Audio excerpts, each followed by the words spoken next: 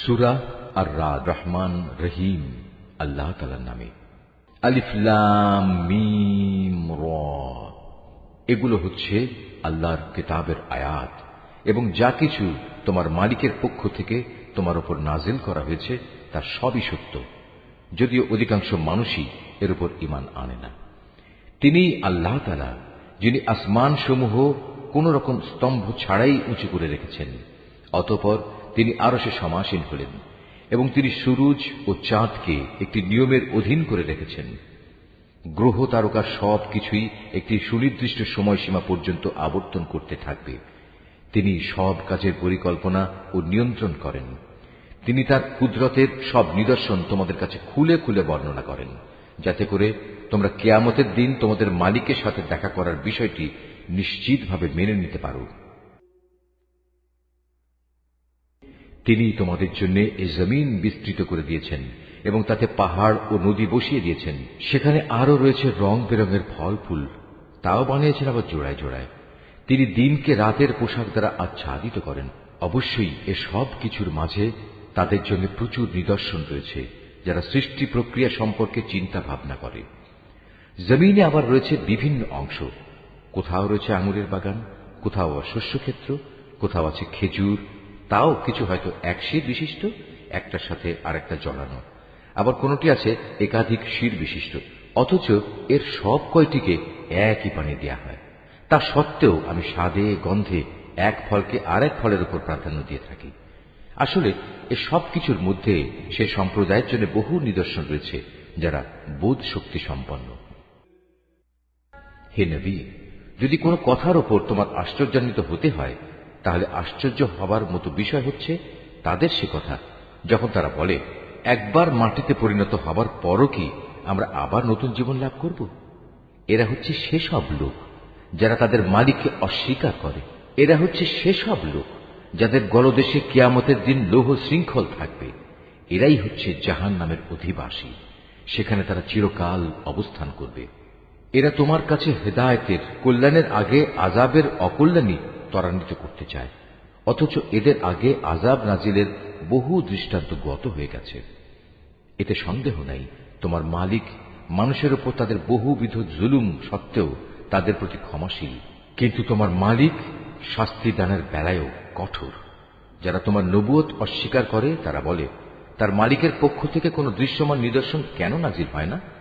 তুমি তাদের বলো, তুমি তো হচ্ছ আযাবের একজন সতর্ককারী রসূল মাত্র, আর প্রত্যেক জাতির জন্য এমনই একজন পথপ্রদর্শক আছে।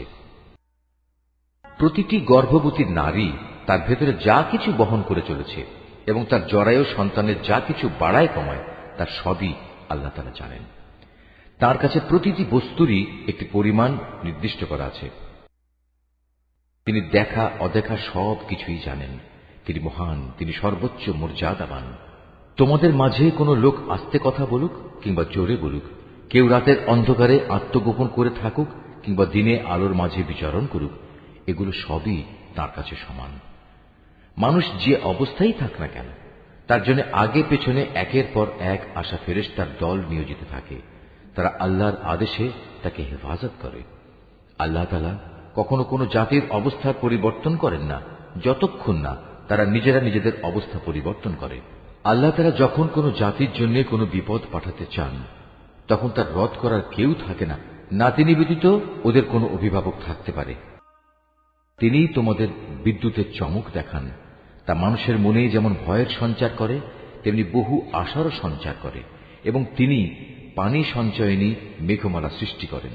আর মেঘের নিষ্প্রাণ গর্জন যেমন তার সপ্রশংস মহিমা ও পবিত্রতা ঘোষণা করে, তেমনি সপ্রাণ ফেরেশতারাও তার ভয়ে তার মাহাত্ম্য ঘোষণা করে। তিনি আকাশ থেকে বজ্রপাত করান, অতঃপর যার উপর তিনি চান তার উপরে তিনি তা পাঠান। অথচ এর নাফরমান ব্যক্তিরা এত কিছু সত্ত্বেও আল্লাহ তাআলার অস্তিত্বের প্রশ্নে বিতর্কে লিপ্ত হয়। তিনি তাঁর কৌশলে ও মাহাত্ম্যে অনেক বড়। এই আয়াতটি যিনি তেলাওয়াত করবেন এবং যিনি এই আয়াতটির তেলাওয়াত শুনবেন, তাদের সবাইকে এখানে একটি সাজদা আদায় করতে হবে। এটা ওয়াজিব, তাই তাকে ডাকাই হচ্ছে সঠিক পন্থা। যারা তাকে বাদ দিয়ে অন্যদের ডাকে, তারা জানে তাদের ডাকে এরা কখনোই সাড়া দেবে না। এদের উদাহরণ হচ্ছে, যেমন একজন মানুষ যে পিপাসায় কাতর হয়ে নিজের উভয় হাত পানির দিকে প্রসারিত করে এই আশায় যে পানি নিজে নিজেই তার মুখে এসে পৌঁছবে, অথচ তা কোনো অবস্থায় তার কাছে পৌঁছবার নয়। কাফেরদের দোয়া এমনিভাবে নিষ্ফল ঘুরতে থাকে। আসমান সমূহ ও জমিনে যা কিছু আছে তারা সবাই ইচ্ছায় হোক অনিচ্ছায় হোক আল্লাহ তাআলাকে সিজদা করে চলেছে। এমনকি সকাল সন্ধ্যায় তাদের ছায়াগুলো তাদের মালিককে সিজদা করছে। হে নবী, এতে তুমি জিজ্ঞেস করো, আসমান সমূহ ও জমিনের মালিক কে? তুমি তাদের বলো, একমাত্র আল্লাহ। আরো বলো, তোমরা কেন আল্লাহকে বাদ দিয়ে অপরকে নিজেদের অভিভাবক রূপে গ্রহণ করছো, যারা নিজেদের কোনো লাভ লোকসান করতেও সক্ষম নয়? তুমি এদের জিজ্ঞেস করো, কখনো অন্ধ ও চক্ষুষ্মান ব্যক্তি কি সমান হয়? কিংবা অন্ধকার ও আলো কি কখনো এক হয়? অথবা এরা আল্লাহর সাথে এমন কিছুকে শরীক করে নিয়েছে যে তারা আল্লাহ সৃষ্টির মতো কিছু বানিয়ে দিয়েছে, যার কারণে সৃষ্টির ব্যাপারটি তাদের কাছে সন্দেহের বিষয়ে পরিণত হয়ে গেছে। তুমি তাদের বলো, যাবতীয় সৃষ্টির স্রষ্টা একমাত্র আল্লাহ, তিনি একক ও মহাপরাক্রমশালী। আল্লাহ তাআলা আসমান থেকে পানি বর্ষণ করলেন, অতঃপর নদী নালা ও তার উপত্যকা সমূহ তাদের নিজ নিজ পরিমাণ অনুযায়ী প্লাবিত হল। অতঃপর এ প্লাবন আবর্জনার ফেনা বহন করে উপরে নিয়ে এল। আবার যারা অলংকার ও যন্ত্রপাতি বানানোর জন্য ধাতুকে আগুনে উত্তপ্ত করে, তখনও কিন্তু তাতে এক ধরনের আবর্জনা ফেনা হয়ে উপরে উঠে আসে। এভাবেই আল্লাহ তাআলা হক ও বাতিলের উদাহরণ দিয়ে থাকেন। অতঃপর আবর্জনা ফেনা এমনি বিফলে চলে যায় এবং পানি যা মানুষের প্রচুর উপকারে আসে তা জমিনেই থেকে যায়। আল্লাহ তাআলা মানুষদের জন্য এভাবেই সুন্দর দৃষ্টান্ত সমূহ পেশ করে থাকেন। যারা তাদের মালিকের এ আহ্বানে সাড়া দেয় তাদের জন্য মহাকল্যাণ রয়েছে, আর যারা তাঁর ডাকে সাড়া দেয় না, কিয়ামতের দিন তাদের অবস্থা হবে, তাদের পৃথিবীতে যা কিছু সম্পদ আছে তা সমস্ত যদি তাদের নিজেদের অধিকারে থাকত, তার সাথে যদি থাকত আরো সমপরিমাণ ধন সম্পদ, তা হলেও আযাব থেকে বাঁচার জন্য তারা তার নির্দ্বিধায় মুক্তিপণ হিসেবে আদায় করে দিত। এরাই হবে সেসব হতভাগ্য মানুষ যাদের হিসাব হবে খুব কঠিন। জাহান্নামী হবে ওদের নিবাস, কত নিকৃষ্ট সে নিবাস। যে ব্যক্তি জানে যে তোমার মালিকের পক্ষ থেকে যা কিছু তোমার উপর নাজিল করা হয়েছে তা একান্তই সত্য, সে কি করে এমন ব্যক্তির মতো হবে যে এ সব কিছু দেখেও অন্ধ হয়ে থাকে? একমাত্র বোধ শক্তি সম্পন্ন ব্যক্তিরাই শুধু উপদেশ গ্রহণ করতে পারে।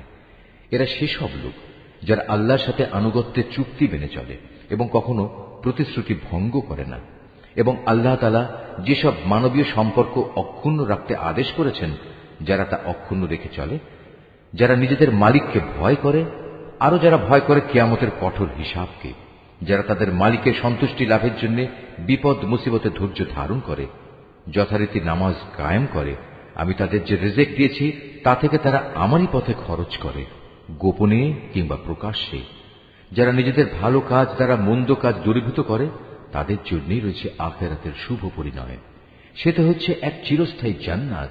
সেখানে তারা নিজেরা যেমনি প্রবেশ করবে, তেমনি তাদের পিতামাতা, তাদের স্বামী স্ত্রী ও সন্তান সন্ততিদের মধ্যে যারা নেক কাজ করেছে তারাও প্রবেশ করবে জান্নাতের প্রতিটি দরজা দিয়ে। তাদের অভ্যর্থনা জানানোর জন্য ফেরেশতারাও তাদের কাছে আসবে। তারা বলবে, আজ তোমাদের উপর শান্তি বর্ষিত হোক। দুনিয়ার জীবনে তোমরা যে পরিমাণ ধৈর্য ধারণ করেছ এটা হচ্ছে তার বিনিময়। আখিরাতের ঘরটি কত উৎকৃষ্ট।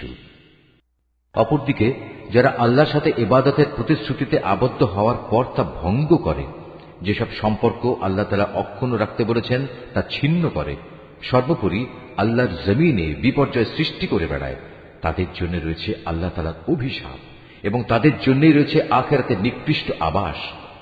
আল্লাহ তাআলা যার জীবনোপকরণে প্রশস্ততা দিতে চান তাই করেন, আবার যাকে তিনি চান তার রিজিক সংকীর্ণ করে দেন। আর এরা এ বৈষয়িক জীবনের ধন সম্পদের ব্যাপারেই বেশি উল্লসিত হয়, অথচ আখিরাতের তুলনায় এ পার্থিব জীবন ক্ষণস্থায়ী উপভোগ ছাড়া আর কিছু নয়। হে নবী, যারা তোমার নবুয়ত অস্বীকার করে তারা বলে, তার মালিকের কাছ থেকে তার উপর কোনো অলৌকিক নিদর্শন পাঠানো হলো না কেন? তুমি এদের বলো, আল্লাহ তাআলা যাকে ইচ্ছা তাকে বিভ্রান্ত করেন এবং তার কাছে পৌঁছার পথ তিনি তাকেই দেখান যে নিষ্ঠার সাথে তার অভিমুখী হয়। যারা আল্লাহর উপর ঈমান আনে এবং আল্লাহর জিকিরে তাদের অন্তঃকরণ প্রশান্ত হয়, জেনে রেখো আল্লাহর জিকিরই অন্তরসমূহকে প্রশান্ত করে। যারা ঈমান আনে এবং নেক কাজ করে তাদের জন্য রয়েছে যাবতীয় সুখবর ও শুভ পরিণাম। অতীতে যেমন আমি নবী রসুল পাঠিয়েছি, তেমনি করে আমি তোমাকেও একটি জাতির কাছে নবী করে পাঠিয়েছি।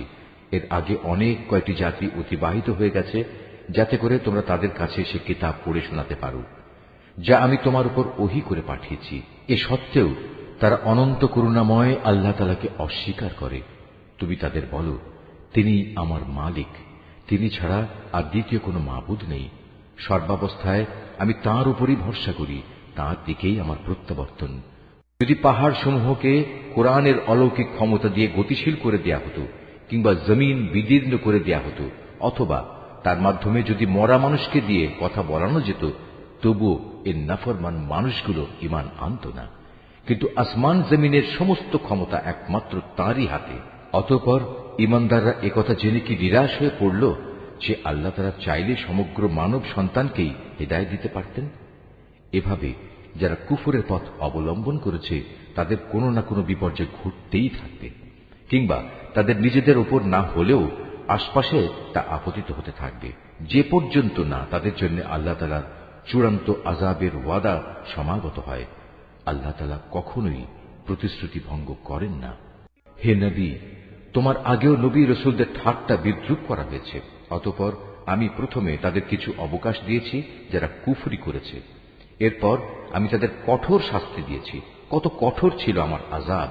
যিনি প্রত্যেকটি মানুষের উপর তাঁর দৃষ্টি প্রতিষ্ঠিত রাখেন যে সে মানুষটি কি পরিমাণ অর্জন করেছে, তিনি কি করে অন্যদের মতো হবেন?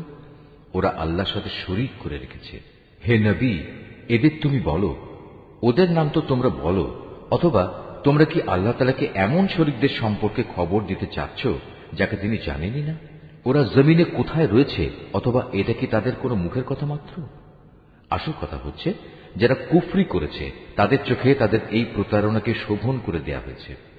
আল্লাহ তাআলার পথ থেকে তাদের অবরোধ করে রাখা হয়েছে। আল্লাহ তাআলা যাকে গোমরাহ করেন তার জন্য পথের দিশা দেখানোর আসলেই কেউ নেই। এদের জন্য দুনিয়ার জীবনেও অনেক শাস্তি আছে, তবে আখিরাতে যে আযাব রয়েছে তা বেশি কঠোর। মূলত আল্লাহর ক্রোধ থেকে তাদের বাঁচাবার মতো কেউ নেই। পরেশগার লোকদের সাথে যে জান্নাতের ওয়াদা করা হয়েছে তার উদাহরণ হচ্ছে যেমন একটি বাগান, তার নিচ দিয়ে ঝর্ণাধারা প্রবাহিত হচ্ছে, তার ফল ফলারি হচ্ছে চিরস্থায়ী এবং সে বাগানের গাছসমূহের ছায়া রয়েছে। এ সবই হচ্ছে তাদের পরিণাম যারা দুনিয়ায় তাকওয়ার জীবন অতিবাহিত করেছে। কাফিরদের পরিণাম হচ্ছে জাহান্নামের আগুন। হে নবী, যাদের আমি ইতিপূর্বে কিতাব দান করেছিলাম তারা তোমার উপর যা কিছু নাজিল করা হয়েছে তাতে বেশি আনন্দ অনুভব করে। এই দলে কিছু লোক এমনও আছে যারা এর কিছু অংশ অস্বীকার করে। তুমি এদের বলো, আমাকে তো আল্লাহর ইবাদত করার আদেশ দেয়া হয়েছে, আমি তো আরো আদিষ্ট হয়েছি যেন আমি তার সাথে কোন রকম শরীক না করি। আমি তোমাদের সবাইকে তাঁর দিকে আহ্বান করছি, তাঁর দিকেই আমার প্রত্যাবর্তন। হে নবী, আমি এভাবেই এ বিধান তোমার উপর আরবি ভাষায় নাজিল করেছি যেন তুমি সহজেই বুঝতে পারো। তোমার কাছে আল্লাহর পক্ষ থেকে যে জ্ঞান এসেছে তা সত্ত্বেও যদি তুমি তাদের খেয়াল খুশির অনুসরণ করো, তাহলে আল্লাহর সামনে তোমার কোনোই সাহায্যকারী থাকবে না, না থাকবে তোমাকে বাঁচাবার মতো কেউ। হে নবী, তোমার আগেও আমি অনেক রসুল পাঠিয়েছি এবং তাদের জন্য আমি স্ত্রী এবং সন্তান সন্ততিও বানিয়েছিলাম। কোন রসুলের কাজ এটা নয় যে আল্লাহর অনুমতি ছাড়া একটি আয়াত সে পেশ করবে। মূলত প্রতিটি যুগের জন্যই ছিল এক একটি কিতাব, আর সেসব কিছুর মাঝ থেকে আল্লাহ তাআলা যা কিছু চান তা বাতিল করে দেন এবং যা কিছু ইচ্ছা করেন তা পরবর্তী যুগের জন্য বহাল রেখে দেন। মূল গ্রন্থ তো তাঁর কাছে মজুদ থাকে। হে নবী, যে আযাবের ওয়াদা আমি এদের সাথে করি তার কিছু অংশ যদি তোমার জীবদ্দশায় আমি তোমাকে দেখিয়ে দিই, কিংবা তার আগেই যদি আমি তোমাকে মৃত্যু দিই, তাহলে তোমার উদ্বিগ্ন হওয়ার কিছু নেই। কেননা তোমার কাজ তো হচ্ছে আমার কথাগুলো পৌঁছে দেয়া, আর আমার কাজ হচ্ছে অমান্যকারীদের কাছ থেকে তার যথাযথ হিসাব বুঝে নেয়া। এরা কি দেখতে পায় না যে আমি তাদের জমিন চার দিক থেকে আস্তে আস্তে সংকুচিত করে আনছি? আল্লাহ তাআলা যা চান সে আদেশ জারি করেন, তার সে আদেশ উল্টে দেওয়ার কেউই নেই। তিনি হিসাব গ্রহণে খুবই তৎপর। যারা এদের আগে অতিবাহিত হয়ে গেছে তারা বড় বড় ধোঁকা প্রতারণার আশ্রয় নিয়েছিল। কিন্তু যাবতীয় কলা কৌশল তো আল্লাহ তাআলার জন্যই, কেননা তিনিই জানেন প্রতিটি ব্যক্তি কখন কি অর্জন করে।